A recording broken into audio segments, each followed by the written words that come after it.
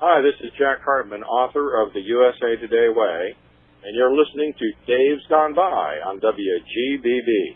Welcome back to Dave's Gone By on this Sunday night, August 5th, 2007, and seems like a pretty ordinary Sunday. I mean, we broke the heat wave, the weather's still warm, but kind of nice, and no real big pending news since that old bridge disaster earlier in the week, and yet there may be some kind of seismic shift going on in media, in what we're reading and what we're seeing, and again, the control of what we're reading and seeing, because this week, Rupert Murdoch's board allowed him to basically buy and take over the Wall Street Journal. And I think that all the details are being finalized, and I don't know if it's a necessarily done deal yet, but it sure looks like it's going to happen.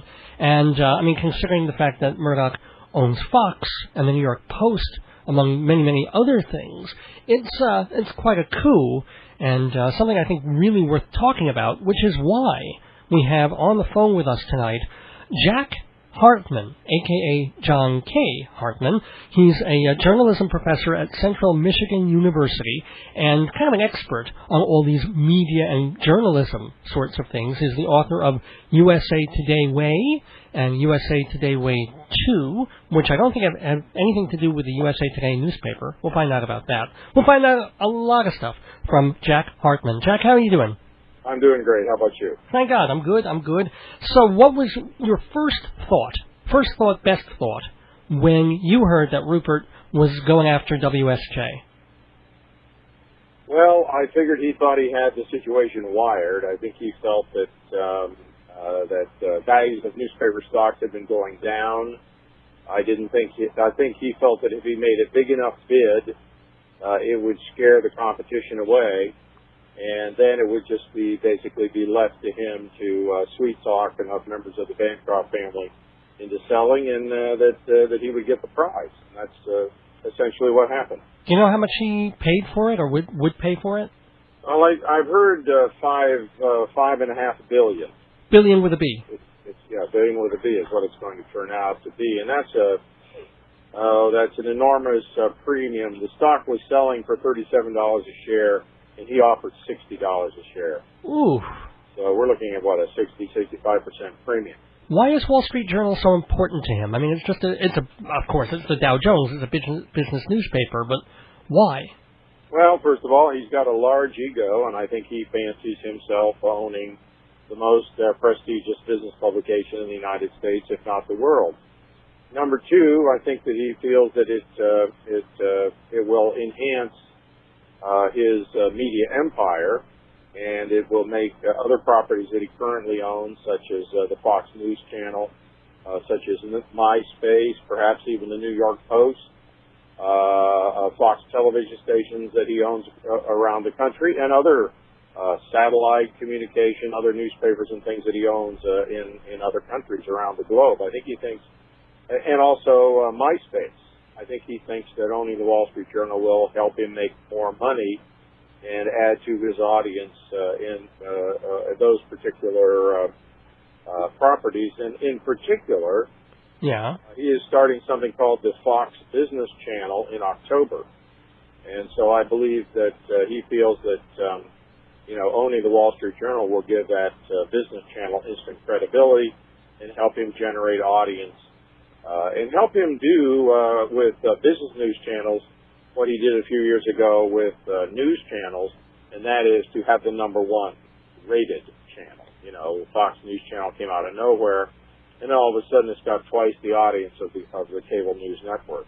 And maybe they do like an advertising media buy, like you give the advertiser the option of having an ad in the Wall Street Journal at the same time an ad on Fox Network or something like that. Right. Yeah, selling in what we call selling across platforms, and also news gathering across platforms, because you can use the same person to gather the news for your newspaper, for your websites, for your television stations, and so on and so forth. Now, of course, his target in business news channels is the number one rated channel, which is CNBC, and to a lesser extent the Bloomberg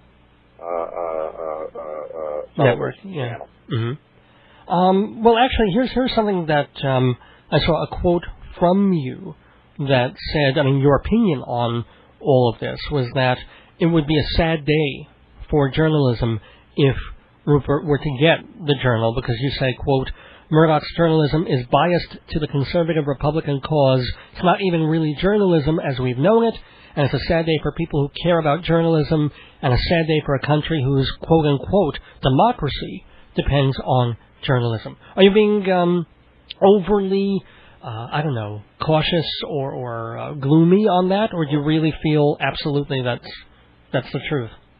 Well, you can learn a lot about someone by stating their record.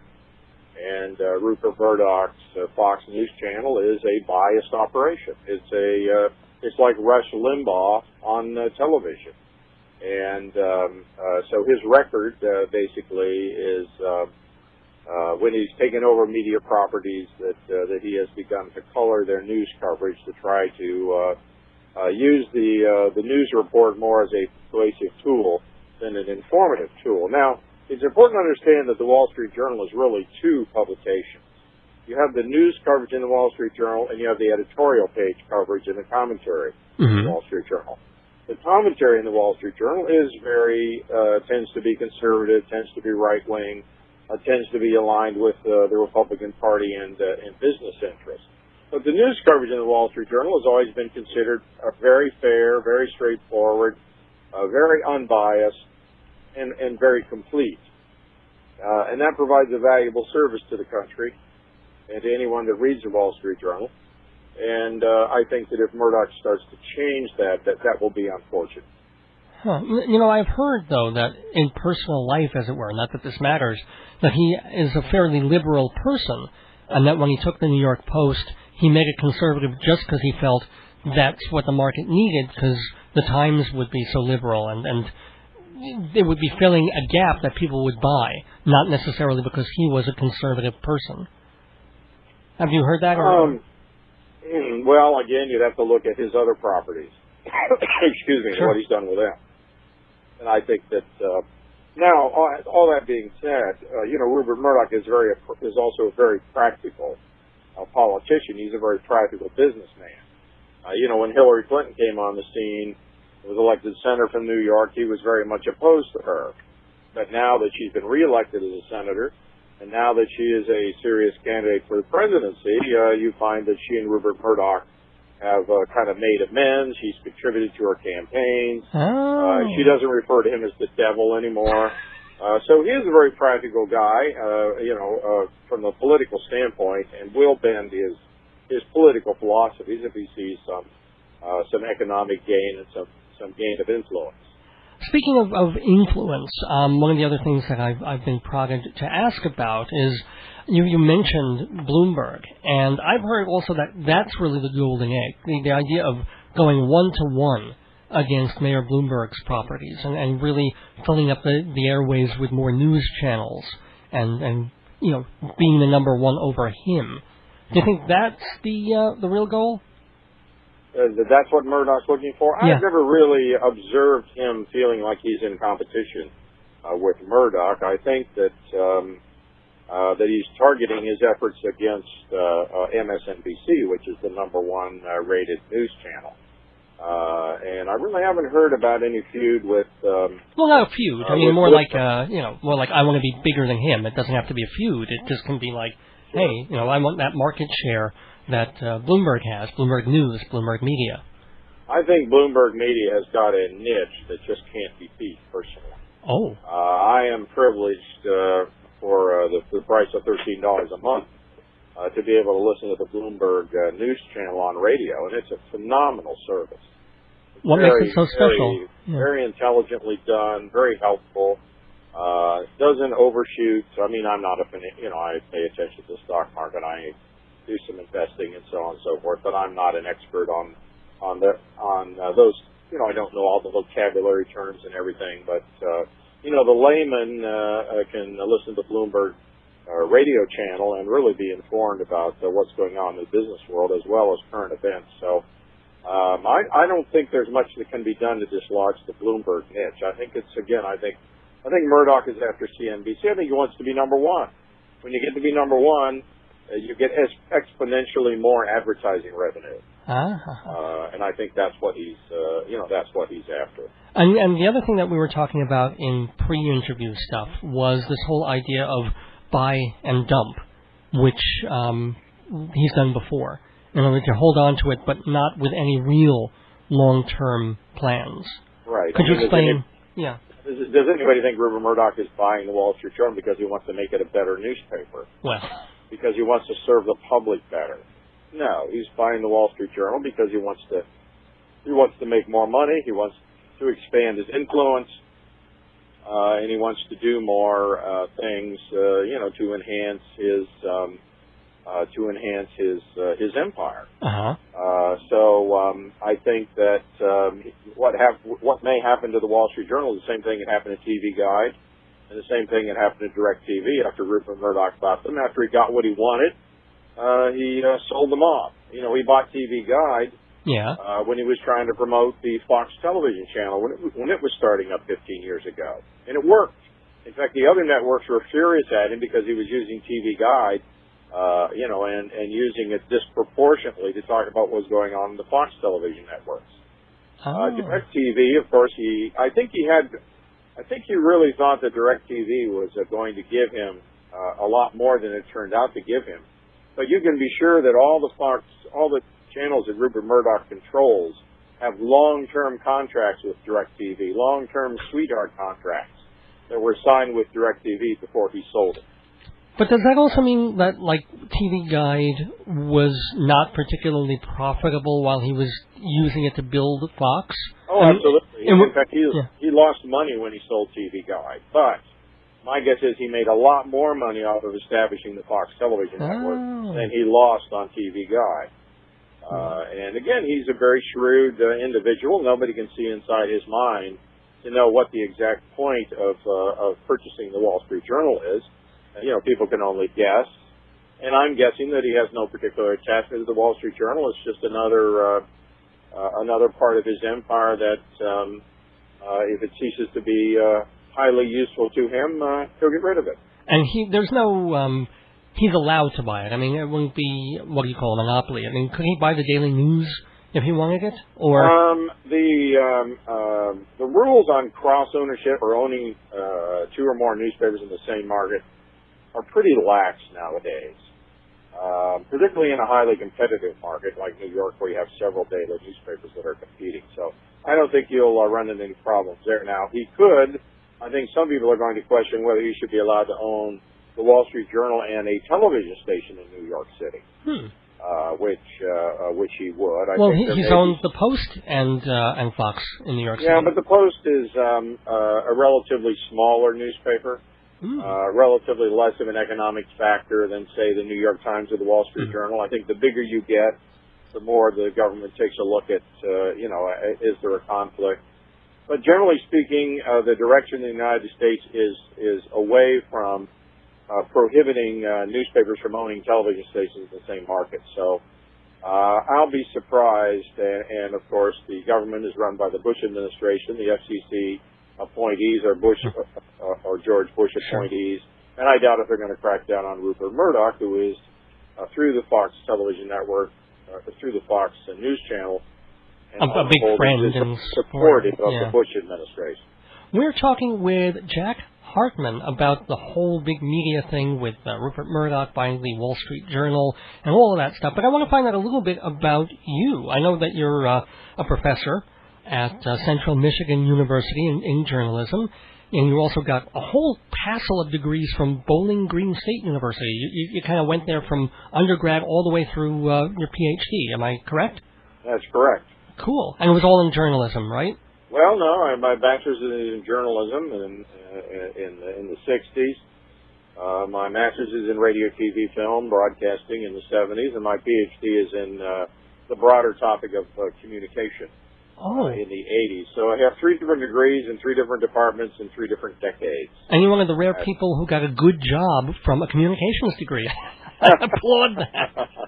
Well, I think it's because of my journalism background. I mean, communication is something worthwhile to study, but sometimes it doesn't have practical applications. Right. But journalism, is a very practical field, very connected up to the newspaper and the magazine industries and so on and so forth. And so it's a much more of a vocational, I hate to use that term, but it's more of a professional, preparing you for a professional career field than general communication is. So I think the combination was very helpful to me because I can discuss things, I guess, across communication disciplines. And it's been very helpful to me in my career. And we were talking, obviously there was some level of politics involved in talking about Murdoch. I didn't realize that you were a delegate to the You were a delegate to the Democratic National Convention. That's right. My wife and I were both elected as delegates, pledged to John Edwards to the Democratic Convention 3 years ago in Boston. Uh-huh. And interestingly enough, somebody called up the Central Michigan University Public Relations Office and say, "Oh, you should have mentioned in your news release that Hartman was a delegate to the Democratic National Convention. Therefore, he's some wacky liberal and shouldn't be allowed to criticize Rupert Murdoch." I got a bit of entertainment out of that. Well, do you feel maybe that you would be biased in any kind of reportage that you do? Because, Edwards is not exactly your most right-wing conservative candidate. Well, politics is one thing, and my comments about journalism are another thing. And I tend to keep them separate. Cool. And I can be very critical of Democrats, liberals, newspapers. I really call them as I see them. You mentioned at the beginning of the program that I've written a couple of books. Those books are actually about the national newspaper, USA Today. Oh, they are about the paper. Okay, they're about cool. The national newspaper. And they're really the only two books out there that take an objective look at USA Today. There are a lot of people that hated USA Today because it was different, because maybe it wasn't as serious as the newspaper should be. Mm-hmm. And I really took a very straightforward, even-handed look at USA Today. Hey, here's what's good about it. Here's what was good for journalism. Here's what's good for the newspaper industry. Here's what might even be good for journalism education. And here's the things that aren't so good. Well, it's good because you get it free in the hotel. I'm very proud of the fact that even though I have very strong beliefs about different subjects, that I can be very objective and very straightforward in my analyses of things. And there is one other thing that I noticed just doing some research on you, and I found this absolutely fascinating, that talking again about your college years, you did a lawsuit against the university that you graduated from 3 times. And yes. This is, tell everybody what it was about. Well, basically, it was the third time I had applied for a position at the Bowling Green State University Department of Journalism. And on each occasion, a less qualified individual was hired, a less qualified female was hired for the position. And the third time it happened, I decided to investigate more fully. First 2 times I was disappointed, but I figured, that's life. Mm-hmm.